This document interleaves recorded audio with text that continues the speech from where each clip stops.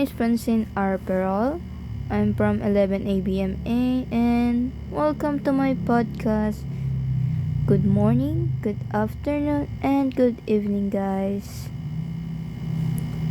I am a person na mahilig akong makipag-socialize pero sa mga kaklose ko lang, not sa mga hindi ko kaklose.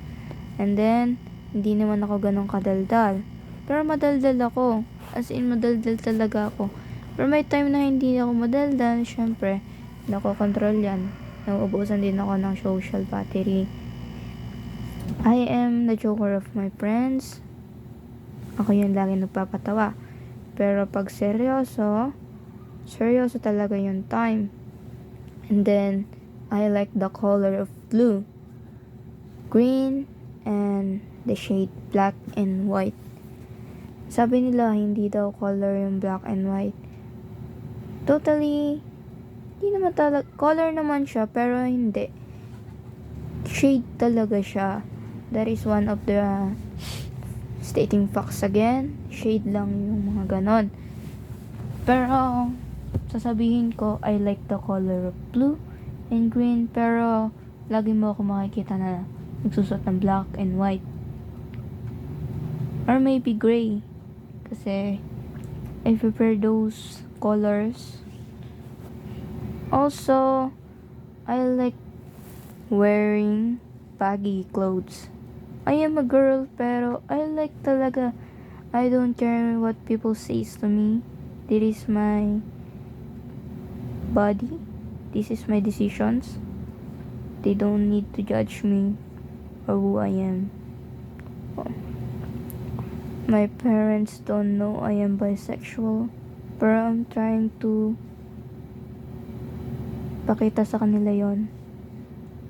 Kay mama, wala naman akong tatay, kaya kay mama lang. She doesn't know yet na I'm bisexual. Kasi puro kami tatlong girl lang kami. Ako yung bunso. Tatlong Maria kami. Nasa ko pa yung bisexual. All of my ate is straight. Di sila ganito. Siguro matatanggap naman nila ako someday if I said so. Pero hindi muna ngayon. And then, I am a dancer. I can do hip-hop, folk, like mga Disney dance, mga nauuso. All of dance, I'm flexible then. Hindi ako nagbabalerina, syempre mahirap yon. Pero I do dance. I love dancing. That is my sport, my hobby, and my lifetime. Kung ako tatanungin mo kung anong gusto ko sa paglaki ko naman, I prefer architecture. Pero, due to my, I will let it go kasi I will choose career over my passion. I love drawings, I love creating.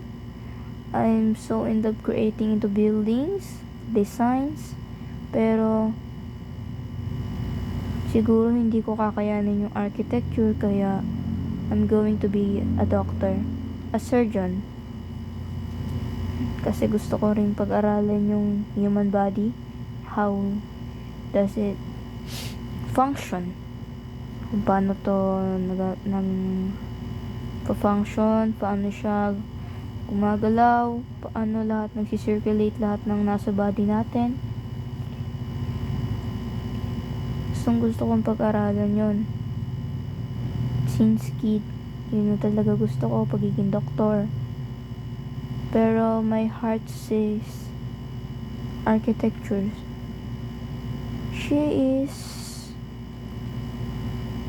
screaming architecture, but my brain doesn't want it. Kasi kung sa sahod lang ang pag-uusapan, mas okay yung doktor. Kasi yun ang mas maganda. Passion over career. No. Career over passion. Mas pipiliin ko yung mas makakaangat ako kaysa sa hindi. Sabi nila, architecture, isang pirma lang, pera na. Pero, I want to save lives too. Gusto ko mag-save ng mga buhay ng mga tao. Siguro nga, baka para dun ako. Magbabago pa isip ko.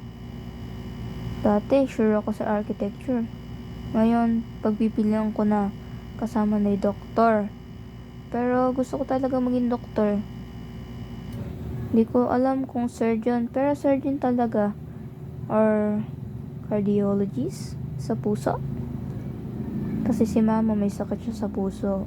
Gusto kong pag-aralan yung sa puso para kung ano yung mangyari sa kanya, anong kailanganin niya.